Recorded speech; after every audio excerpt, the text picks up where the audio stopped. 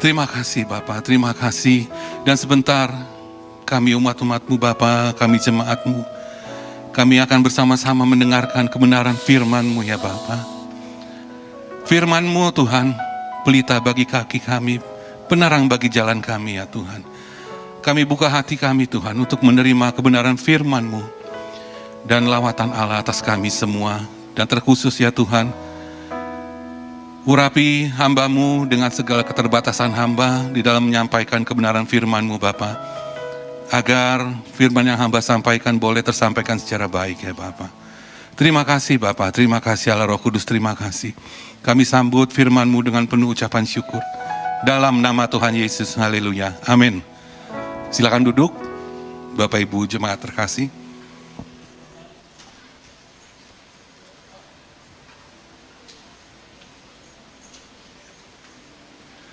Yuk, boleh ditampilkan, Bang?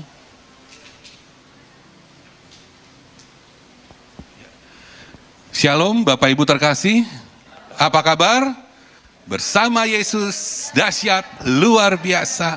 Yes, yes, yes. Wah, masih kurang semangat nih. Saya mau bertanya sekali lagi. Apa kabar? Bersama Yesus, dahsyat, luar biasa. Yes, yes, yes. Puji Tuhan. Pada kesempatan pagi hari ini saya juga mau menyapa Bapak Ibu Saudara yang beribadah secara online di rumah atau dimanapun berada. Shalom, selamat hari Minggu, salam damai sejahtera bagi kita semua. Baik Bapak Ibu terkasih, di bulan Oktober ini yang adalah bulan PI Misi, pada kali ini saya akan membawakan firman Tuhan yang bertema, yuk kita baca sama-sama, Bapak Ibu terkasih. 3, 2, 1, bersaksi dengan kebaikan. Nah Bapak Ibu Saudara terkasih, bersaksi berarti kita menyatakan kepada orang lain apa yang kita tahu benar melalui kuasa Roh Kudus. Melalui kuasa Roh Allah yang ada dalam diri kita. Nah, mengapa Bapak Ibu Saudara terkasih di sini? Bersaksi berarti kita menyatakan kepada orang lain apa yang kita tahu benar melalui kuasa Roh Allah atau Roh Kudus yang ada dalam diri kita.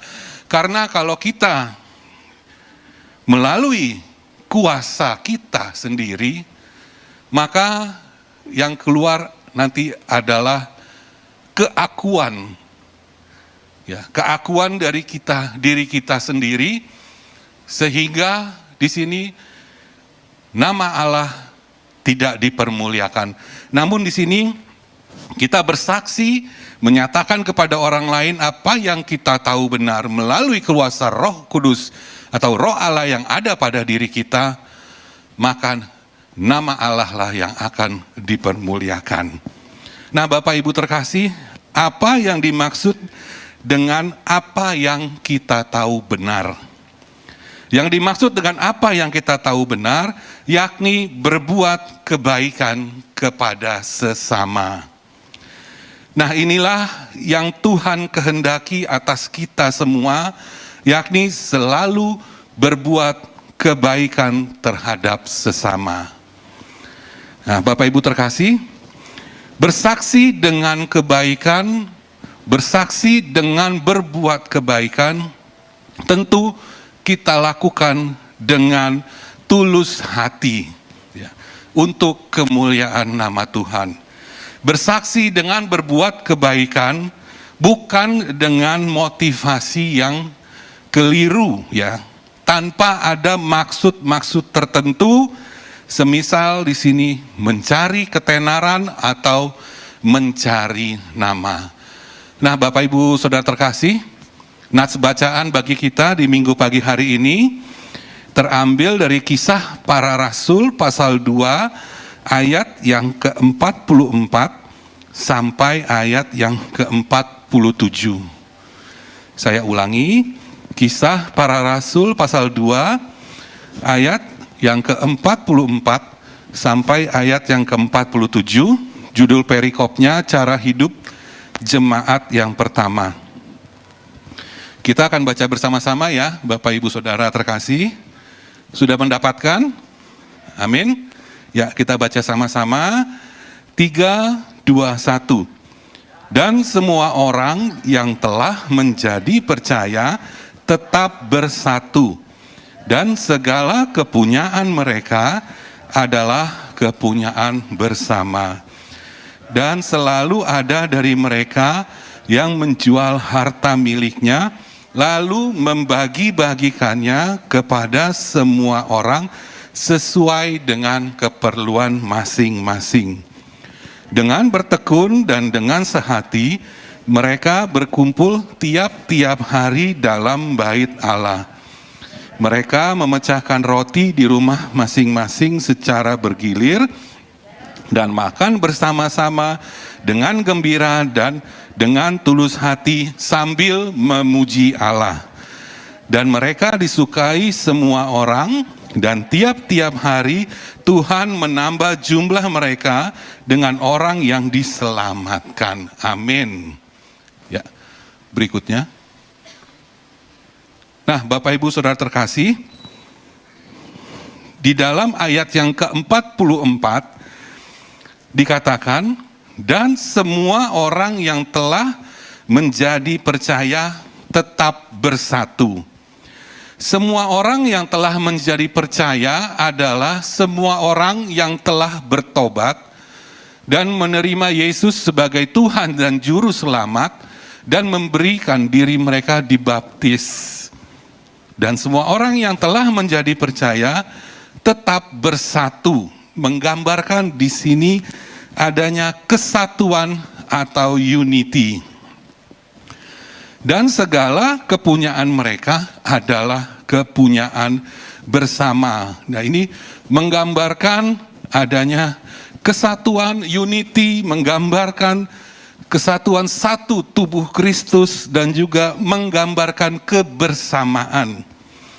Kebersamaan dari jemaat mula-mula. Tidak adanya sifat egois atau sifat mementingkan diri pribadi sendiri. Jadi kebersamaan, tidak ada sifat-sifat egois di sini. Di sini dikatakan jemaat mula-mula disukai oleh semua orang. Jadi jemaat mula-mula bukan disukai oleh 1-2 orang atau sebagian orang, namun dikatakan jemaat mula-mula disukai oleh semua orang. Karena apa? Karena mereka suka berbuat baik. Nah, Bapak Ibu Saudara terkasih, bagaimana kondisi dari jemaat mula-mula apabila saya balik di sini? Jemaat mula-mula tidak disukai oleh semua orang karena mereka suka berbuat yang tidak baik.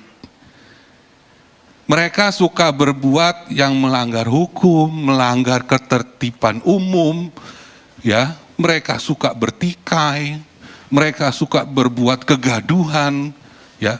Jadi poinnya di sini Bapak Ibu Saudara terkasih, jemaat mula-mula disukai oleh semua orang. Keberadaan jemaat mula-mula dapat diterima oleh semua orang karena mereka suka berbuat baik. Dan inilah yang diajarkan oleh Tuhan Yesus, ya. Nah, saya lanjutkan Bapak Ibu Saudara. Mereka berbagi dengan yang lain sehingga di antara mereka tidak ada yang kekurangan. Jadi di antara jemaat mula-mula itu mereka berbagi dengan yang lain sehingga di antara mereka tidak ada yang kekurangan, ya. Di sini menggambarkan, menunjukkan adanya rasa peduli, ya, rasa saling memperhatikan di antara mereka, ya, saling peduli, memperhatikan sehingga di antara mereka tidak ada yang merasa kekurangan, ya. Mereka diberikan, dibagi, dan mereka juga merasa diperhatikan oleh teman-teman yang lain, ya. Saya lanjutkan Bapak Ibu terkasih. Kesaksian mereka dengan perbuatan baik sangat efektif, sangat tepat sasaran, sangat efektif. Ya. Nah, Bapak Ibu Saudara terkasih, di sini adanya pertanyaan di sini bagi kita semua, bagaimana prinsip hidup jemaat mula-mula ini bisa diimplementasikan atau diterapkan dalam kehidupan kita juga. Nah, Bapak Ibu Saudara terkasih, kita sudah kurang lebih 2 tahun ini kita hidup dalam masa pandemi COVID-19 ya. Walaupun sekarang penularannya sudah menurun, puji Tuhan, sudah menurun. Namun di sini dampaknya masih bisa kita lihat dan kita rasakan sampai saat ini. Nah, Bapak Ibu terkasih, dengan berbagai persoalan yang kita hadapi ya, sudah banyak ya kita melihat, kita mendengar kabar ya, sudah banyak keluarga-keluarga yang kehilangan anggota keluarga ya. Banyak orang-orang yang sudah berpulang, yang sudah meninggal dunia karena pandemi COVID-19 ini. Ya, banyak juga orang yang kehilangan pekerjaan atau usaha ya. Ketika itu juga kita sulit untuk mendapatkan obat-obatan, sulit untuk mendapatkan vitamin, sulit untuk mendapatkan oksigen. Dan juga kita bisa melihat ya bagaimana situasi dan kondisi rata-rata di semua rumah sakit, ruang perawatannya semua dalam keadaan full, bahkan pasien-pasien sampai dirawat di luar rumah sakit di pelataran parkir ya. Nah, Bapak Ibu Saudara terkasih, inilah saatnya kita bersaksi dengan kebaikan dimulai dari lingkungan tempat tinggal kita. Tempat kita bekerja, lingkungan tempat kita bekerja, dan lingkungan gereja kita. Nah, Bapak Ibu Saudara terkasih, jadi bagaimana prinsip hidup jemaat mula-mula ini bisa diimplementasikan atau diterapkan dalam kehidupan kita juga. Yang pertama, yuk kita baca sama-sama Bapak Ibu Saudara terkasih. 3, 2, 1, hidup yang suka berbagi. Ya. Hidup yang suka berbagi menggambarkan orang yang memiliki kemurahan hati dan selalu peduli pada orang-orang di sekelilingnya. Dia akan selalu rela untuk memberikan miliknya kepada orang lain. Ya. Dalam ayat yang ke-45 dikatakan, dan selalu ada dari mereka yang menjual harta miliknya, lalu membagi-bagikannya kepada semua orang sesuai dengan keperluan masing-masing.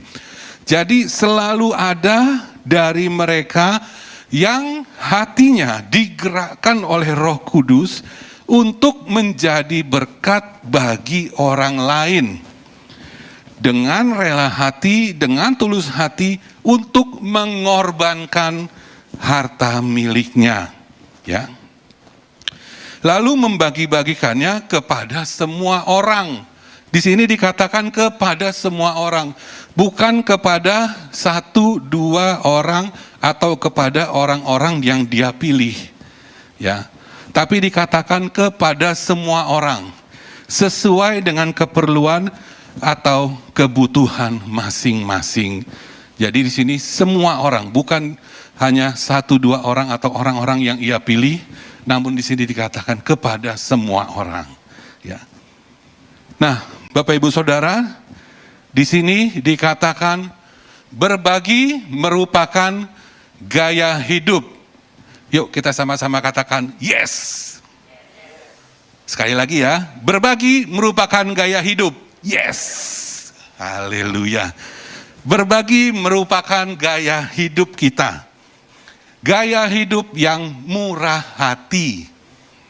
Ya, gaya hidup berbagi, gaya hidup yang murah hati, ya, tidak kikir, tidak egois, hanya mementingkan diri sendiri, pribadi sendiri, ya, keluarga sendiri, dan juga di sini tidak memikirkan, tidak peduli kepada orang lain. Namun berbagi merupakan gaya hidup. Ya.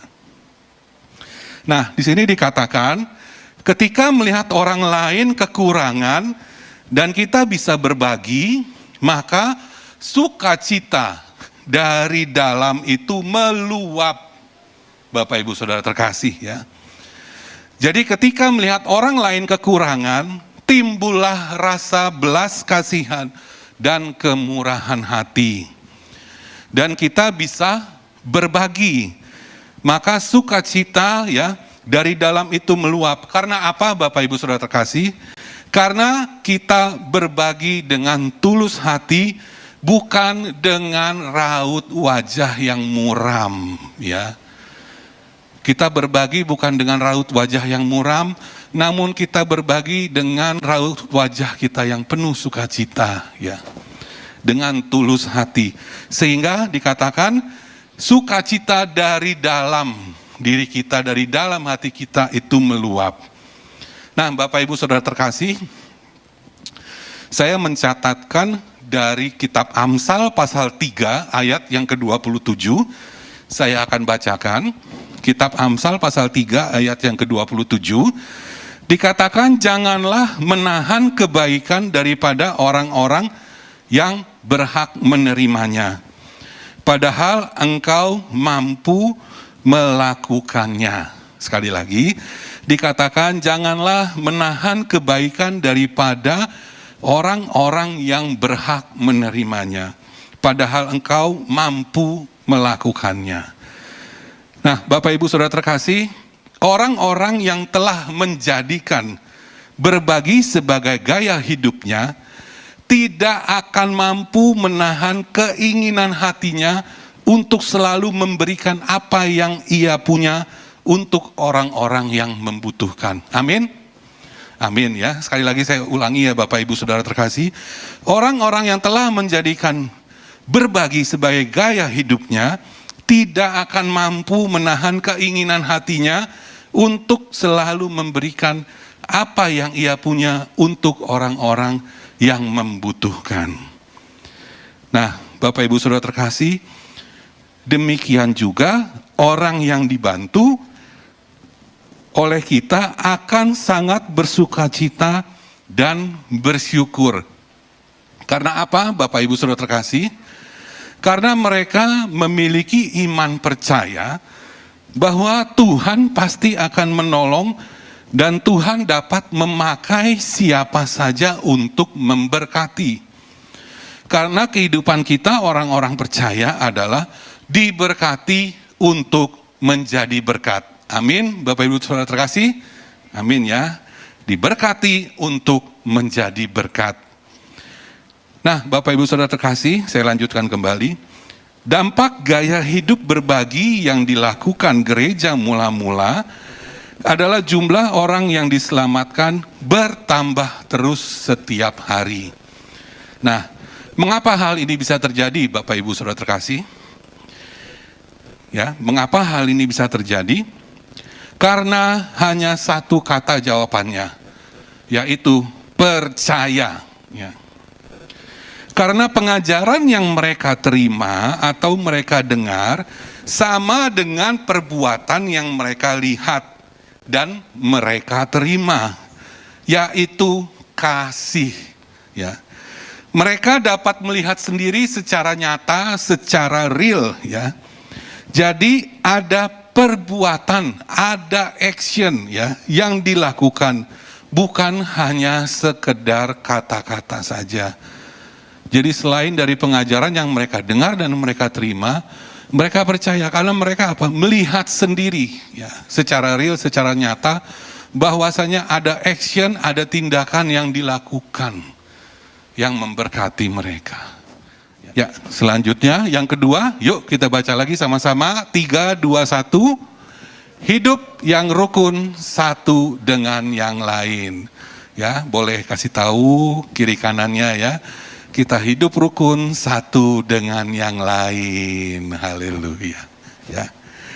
Hidup rukun satu dengan yang lain. Hidup rukun menggambarkan hidup yang damai, hidup yang saling mengasihi, saling menghormati satu dengan yang lain. Hidup yang rukun menggambarkan tidak adanya perselisihan, tidak adanya pertikaian, bahkan sampai hal yang terburuk, yakni terjadi perpecahan di antara mereka atau di antara jemaat mula-mula. Ya. Dalam ayat yang ke-46a dikatakan, dengan bertekun dan dengan sehati, mereka berkumpul tiap-tiap hari dalam bait Allah. Ya. Yuk, selanjutnya Bang, tolong. Nah, Bapak Ibu Saudara terkasih, di sini di dalam kitab Mazmur pasal 133 ayat yang pertama sampai ayat yang ketiga. Yuk kita baca sama-sama yuk Bapak Ibu Saudara terkasih ya.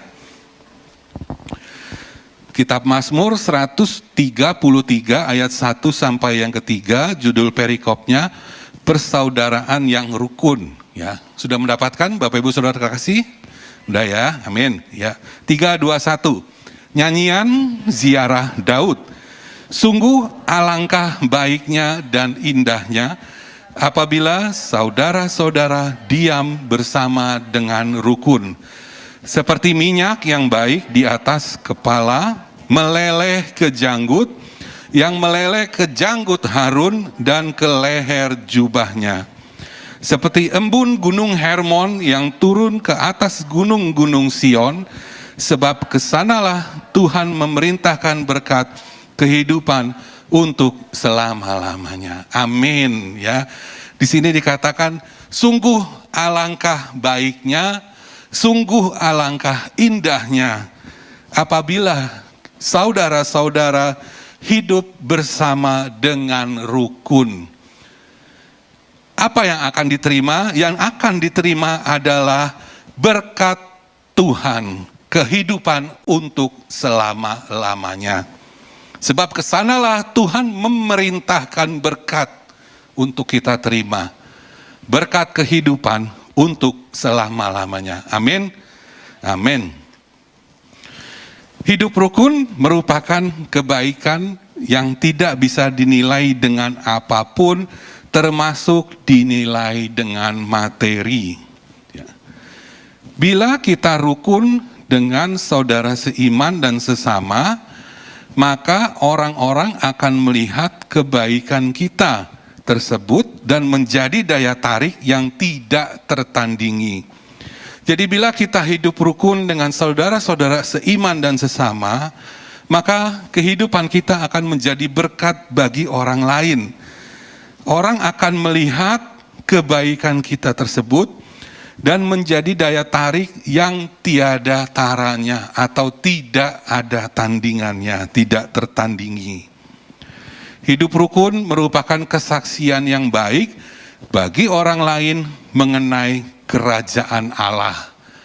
Nah, berbicara mengenai kerajaan Allah, itu tercatatkan di dalam Roma, kitab Roma pasal 14 ayat yang ke-17 dikatakan, sebab kerajaan Allah bukanlah soal makanan dan minuman, tetapi soal kebenaran, damai sejahtera, dan sukacita oleh Roh Kudus. Nah, Bapak Ibu Saudara terkasih, di sini saya mencatatkan di dalam Injil Yohanes pasal 13 ayat yang ke-34 sampai ayat yang ke-35, saya akan bacakan bagi Bapak Ibu Saudara terkasih. Dikatakan di sini, aku memberikan perintah baru kepada kamu, yaitu supaya kamu saling mengasihi, sama seperti aku telah mengasihi kamu, demikian pula kamu harus saling mengasihi. Dengan demikian semua orang akan tahu, semua orang ya, bahwa kamu adalah murid-muridku, yaitu jikalau kamu saling mengasihi. Ya, amin. Bapak Ibu Saudara terkasih. Jadi ini adalah perintah dari Tuhan ya kepada kita untuk kita saling mengasihi. Sama seperti Tuhan telah lebih dahulu mengasihi kita, maka demikian pula kita harus saling mengasihi.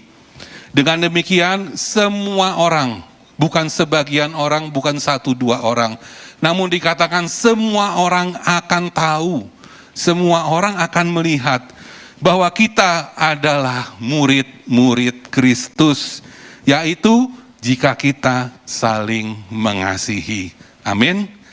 Amin. Yang ketiga, hidup dengan karakter Kristus. Dalam ayat yang ke-46b sampai dengan ayat yang ke-47 dikatakan, mereka memecahkan roti di rumah masing-masing secara bergilir dan makan bersama-sama dengan gembira, dengan tulus hati, sambil memuji Allah. Dan mereka disukai semua orang. Lagi-lagi dikatakan semua orang, Bapak Ibu Saudara, ya, luar biasa, ya. Dan mereka disukai semua orang. Dan tiap-tiap hari Tuhan menambah jumlah mereka dengan orang-orang yang diselamatkan. Nah, Bapak Ibu Saudara terkasih, mereka inilah yang memulai persekutuan orang-orang percaya. Secara bergilir mereka berkumpul di rumah-rumah, memuji Allah, menaikkan puji-pujian bagi Allah, bertekun dalam pengajaran, dan juga bertekun dalam berdoa. Tidak hanya itu, Bapak Ibu Saudara terkasih, mereka juga membudayakan, ya, atau membiasakan kebiasaan saling berbagi, perjamuan kasih dengan sukacita, dan menaikkan puji-pujian bagi Allah.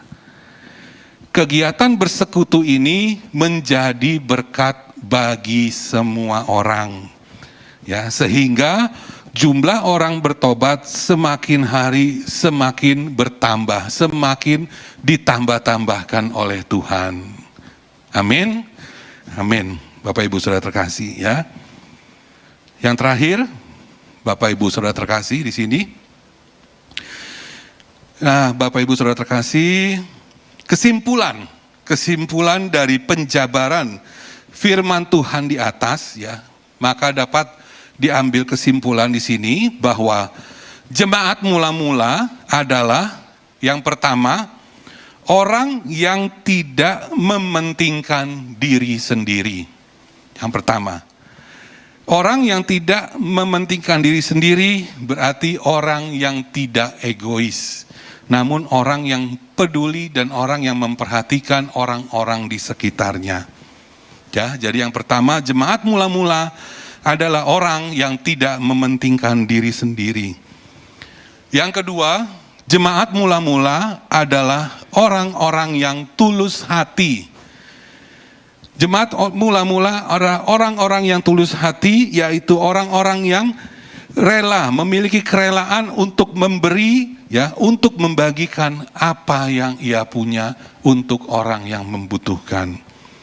Dan yang ketiga, jemaat mula-mula adalah orang-orang yang kesukaannya bersekutu atau berkomunitas dan bertekun dalam pengajaran dan berdoa.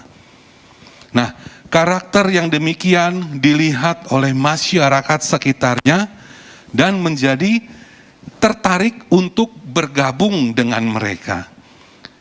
Kesaksian melalui karakter ini merupakan bagian dari kebaikan yang bisa ditunjukkan kepada orang lain. Amin. Demikian Bapak Ibu Saudara terkasih yang dapat saya sampaikan di minggu pagi hari ini, dan saya mau mengajak Bapak Ibu Saudara terkasih, termasuk juga saya di sini, kita semua untuk kita semakin giat di dalam bersaksi dengan kebaikan untuk memuliakan nama Tuhan. Amin. Terima kasih.